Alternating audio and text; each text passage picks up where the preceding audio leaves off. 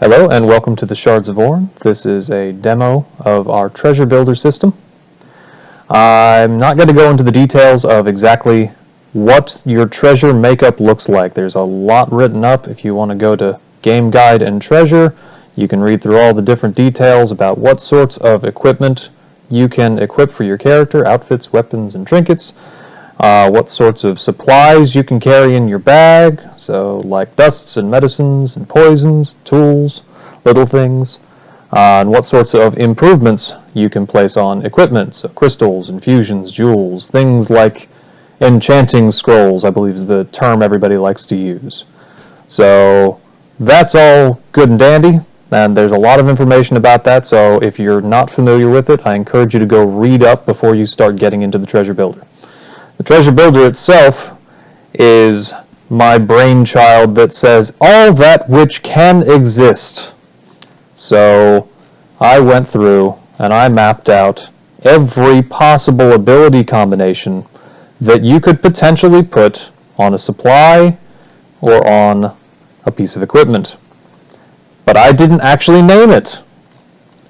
You'll see this named versus unnamed. So if it's named, somebody has gone to the trouble of going in and giving it a name and basically speaking it into existence. That's all you have to do. Looks like somebody put Jewel of stuff here.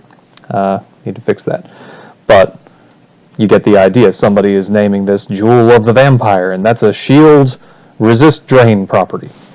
Easy enough. It's a jewel, so you know who can make it, what kind of trades can produce that.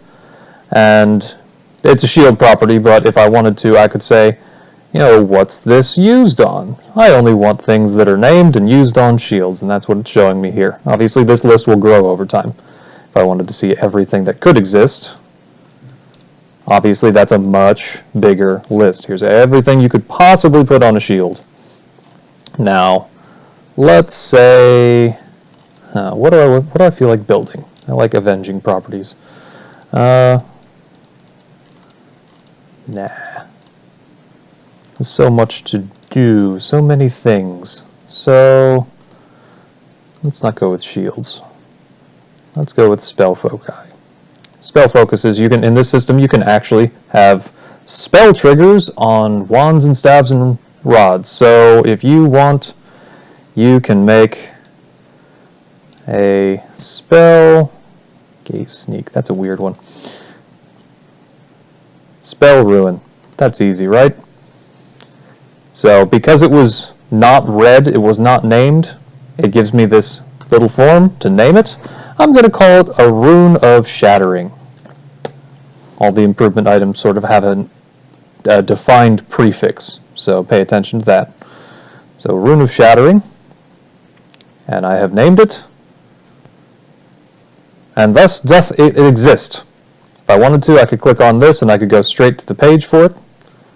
And you see that it has been created. This is something that I could now define as something my character has. Here's the recipe for it. Recipes are always worth 20% of the value of the item that they produce. A lot of people have asked about recipes. They are tradable, they are items unto themselves, and they can be reused. So getting the recipe for a Rune of Shattering gives me the ability to produce that whenever I feel like it. Now, I need a rune trade skill to do that, and I need some common mana to produce it. It's not a big one. It's always going to be half the value of the produced item, in this case 4, in the kind of production for its type, and then the other half is going to be taken up by the kind of resource that it requires. So in this case, runes require mana. 4 common mana, I believe each common mana is worth 0.5 gold, so that's where you're getting the other 2. But if I go back to the list, I will see that spell ruin, if I can find ruin, exists. Nope, it's over here.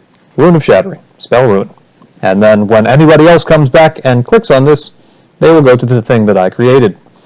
So we're all sharing the same namespace, if that makes sense. Any one person naming any one combination, any one property here, is going to name it for everyone. And we're never going to have 5 instances of Spell Ruin It's always going to be called a Rune of Shattering after I've named it. That might seem limiting. Trust me, it's not. When I went through and counted how many different possible variations, possible properties we have, I came up with something over 1,600. So there are 1,600 things you could name on this list. That's kind of a lot. And honestly, not all of them are that good. It's advisable not to name something unless it's actually something you'd want to draw or see in the treasure draw. I'm going to generate the ones that get names. And those are going to end up somewhere. At some point, I'd like to institute a system that lets you vote them up so that the frequency of things showing up in the treasure draw is based on how many likes it's gotten. Probably not going to be able to do that by April, but there it is. So if you want to see anything that's in the system, for instance, there's an infusion that gives versatile weapon. It's our lovely spell steel. Dear God, people, please leave me alone. It exists now. And then all of the things you need in order to create it, the cost of the recipe, the value of the finished item. Soon I'll be installing the buy with fortune links on here, so you'll be able to go in, you'll be able to select the exact items. Obviously the improvement items you'll then apply to the pieces of equipment that you want, and you'll be off to the races. And that should get us to April. Now, obviously there's going to be more involved later on, but yeah, I think I added in the existing stuff.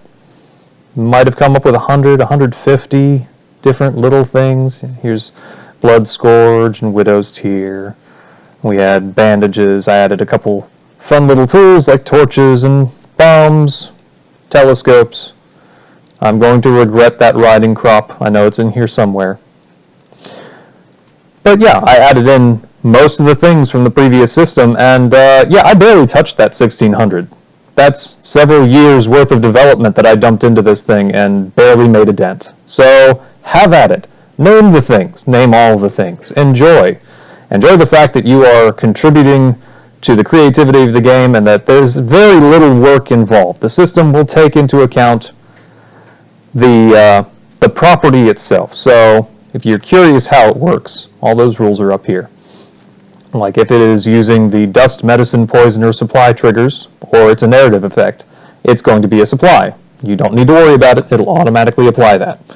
But depending on the kinds of abilities that you're talking about. So if I do a push effect, it's going to be a dust. I don't have a choice about that. There's a one-to-one mapping in the kind of ability that it is and the kind of item that produces it. So if it's not a supply, it's an improvement. And the improvements, the crystals, infusions, jewels, and runes, all have their own mappings to different kinds of properties. So that gives you an idea, and again, all of the other stuff that goes with it is automatically calculated. So the only thing you need to fill in is this a good property? Is this something I would like on my character or to see in the game? And what should it be called? I hope everybody enjoys it. I will continue working diligently to get us to our first April event. Hope you all enjoy it. Take care.